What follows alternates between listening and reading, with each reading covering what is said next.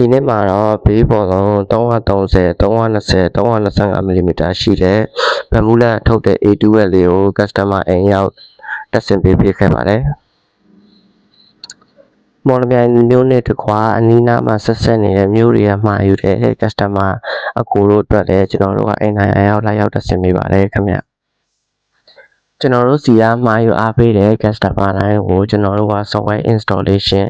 software အသုံးပြုပုံနဲ့ set အသုံးပြုပုံကို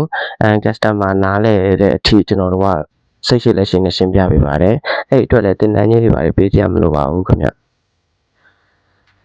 အခုမှဒီ 3D printing စလုပ်တဲ့ညီကိုတို့အတွက်လည်းကျွန်တော်တို့က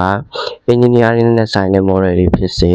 ကာရီတာနဲ့ဆိုင်တဲ့ model တွေဖြစ်စေအဲ့ model တွေကိုဘယ်ကနေရယူရမလဲနဲ့ဘယ်လိုဆွဲရမလဲပြီးတော့အဲ့ model တွေထောက်ရင်ဘယ်လို setting တွေထားရမလဲဆိုတာကျွန်တော်တို့ကစိတ်ရှိလက်ရှိနဲ့ရှင်းပြပေးပါတယ်2020ကနေပြီးတော့အခုချိန်ဒီ 3D printing နဲ့ပတ်သက်ပြီးတော့ရပ်တည်ခဲ့တဲ့ workshop တစ်ခုဖြစ်တာကြောင့်လူကြီးမင်းတို့အတွက်medical ဘိုင်းနဲ့ပတ်သက်ရဖြစ်စေ jewelry ဘိုင်းနဲ့ပတ်သက်ရဖြစ်စေ robotic AI အစရှိတဲ့အရာတွေနဲ့ပတ်သက်ပြီးတော့ 3D printing နဲ့ idea တွေကို idea တွေကိုဆက်ဆက်ပြီးထုတ်လုပ်ချင်တယ်ဆိုရင်တော့ကျွန်တော်စီမှာလာရောက်ဆွေးနွေးလို့ရပါတယ်အားပေးဝယ်ယူခဲ့တဲ့ printer လေးတွေအတွက် warranty အခြေအနေလေးတွေကတော့ FDM printer ဆိုရင်တော့ကျွန်တော်တို့ကဒီ nozzle တွေmotherboard တွေပြီးတော့ touch screen တွေက warranty 1 year ပါရှိမှာဖြစ်ပြီးတော့resin printer လေးတွေအတွက်ဆိုရင်တော့ကျွန်တော်တို့ကဒီ LCD တွေအထက်က board တွေက warranty 3 လပါရှိမှာဖြစ်ပါတယ် after sales service အတွက် maintenance ကတော့ကျွန်တော်တို့က lifetime service ပေးပါတယ်ခင်ဗျအခုကတော့set တစ်ခုလုံးဆင်ပြီးသွားပါပြီဗန်မူလကထုတ်တဲ့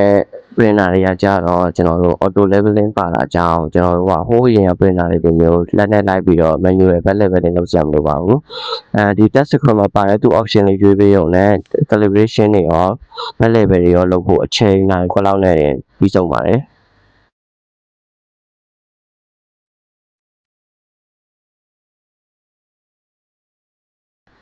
customer နဲ့တူတူဒီပထမအဆုံး test print လေးကိုလည်း run ပေးခဲ့ပါတယ်ကျွန်တော်စီမှာဒီ Bermuda printer များအပြင် Ego, Anycubic, FSN ထွက်တဲ့ဒီ FDM printer တွေရော resin printer တွေရောကိုဝယ်ယူအားပေးလို့ရတဲ့အပြင်ကျွန်တော်တို့ after sales service လည်းလုပ်လို့ရပါတယ်ခင်ဗျ CNC လေးတွေလည်းနောက်ဆိုရမယ်နော်အဆုံးထိကြည့်ရှုပေးခဲ့တဲ့အတွက်ကျေးဇူးတင်ပါတယ်